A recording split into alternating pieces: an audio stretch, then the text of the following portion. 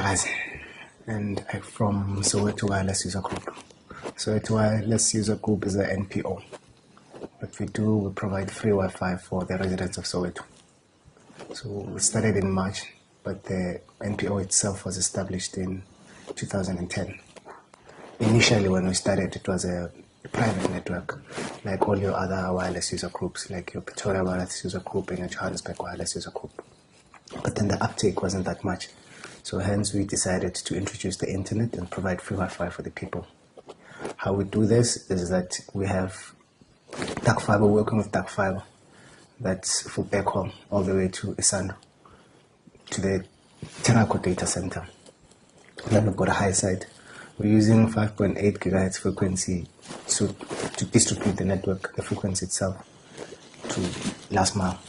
And then you've got your 2.4 gigahertz for the end users. For internet breakout, we're working with Vox. Vox has contributed as part of their enterprise development. They provide the internet breakout for Soweto Wireless User Group. Currently, we have about 28 hotspots. They're all located in different areas.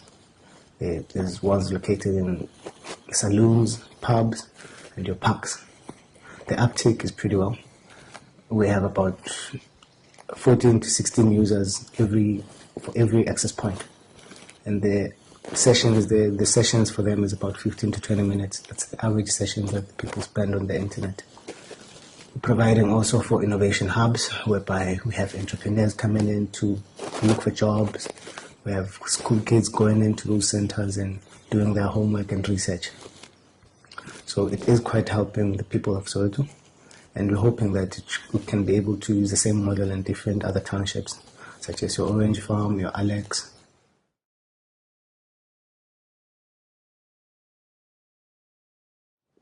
The initial support was there from, as I said, with Vox and with Terraco. But the challenge right now is to make it sustainable.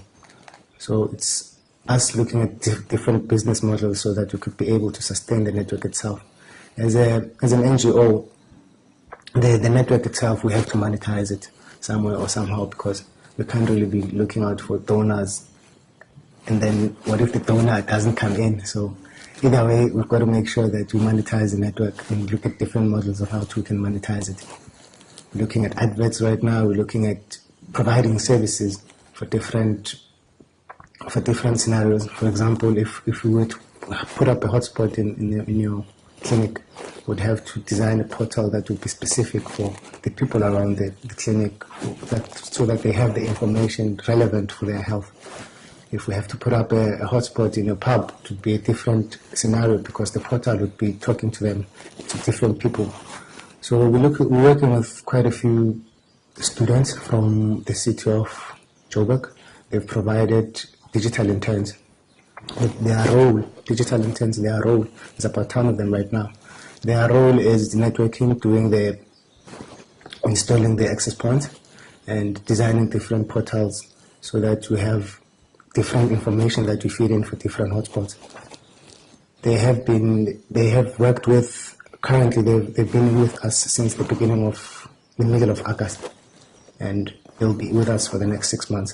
So the support is there from the city, and we're looking for more support. If we could get more support from the industry, people that are providing a backhaul, that will help us to be able to reach other townships.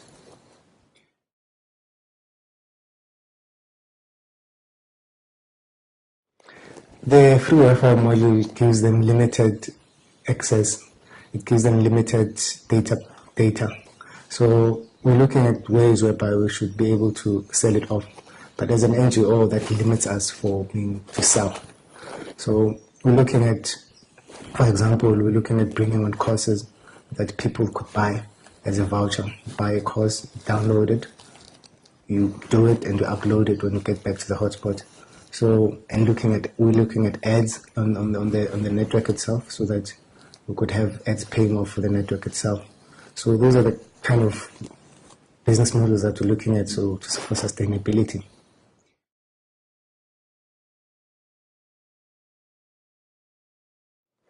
The devices that the users use is a bit of a challenge, because For our last mile, we're using MikroTik.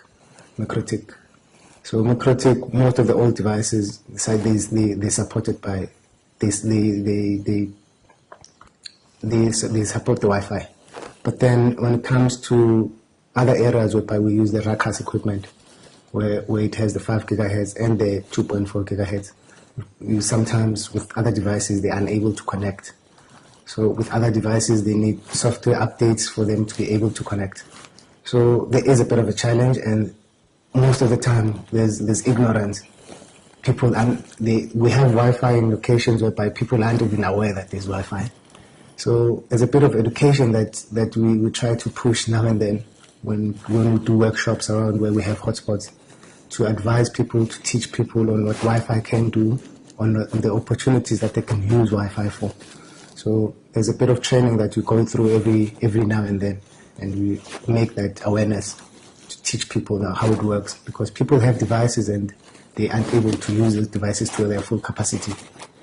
So it's the teaching, it's the ignorance, because in most places whereby we do site acquisitions, for example, we would go to a house and say that we want to put up Wi-Fi there, and they would say, how is it going to benefit me, So what's in it for me?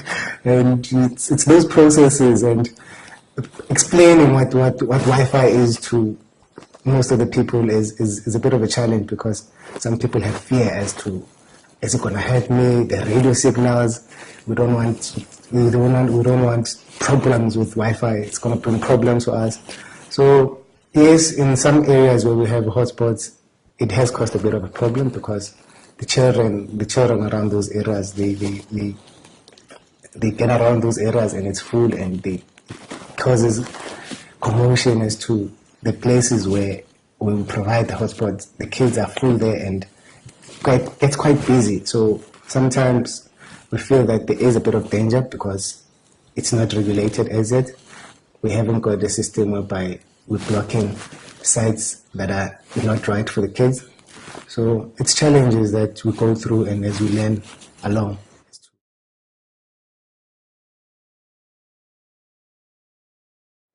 Definitely, Project Isizwe of Zahir Khan is one of the guys that I've been talking to quite recently, and he's the one that has introduced, or that has showed us that there's different modules that could sustain the network itself. So they are very open as to how they're doing it and how they work, and they want to come in so they can work with us as well.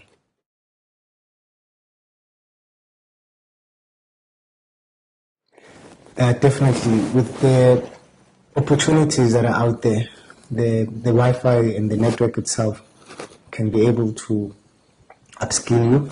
You can be able to do your long distance learning online. You can be able to, the network is supposed to be open for classified so that people could sell anything that they want. The network should be able to provide jobs. With the community around there, the network is for the community. So we are looking at ways whereby we have the cameras installed as well, and they use the same network so that we could curb crime. So the network is there to bring opportunities. When people look for jobs, they could be able to use our hotspots and apply for jobs on one of the hotspots that we have. So it's there for the people, and it's supposed to empower the people. The more hotspots we have, the better it's going to be. So I think with more development and more support from all the other industries around, we can be able to make it better.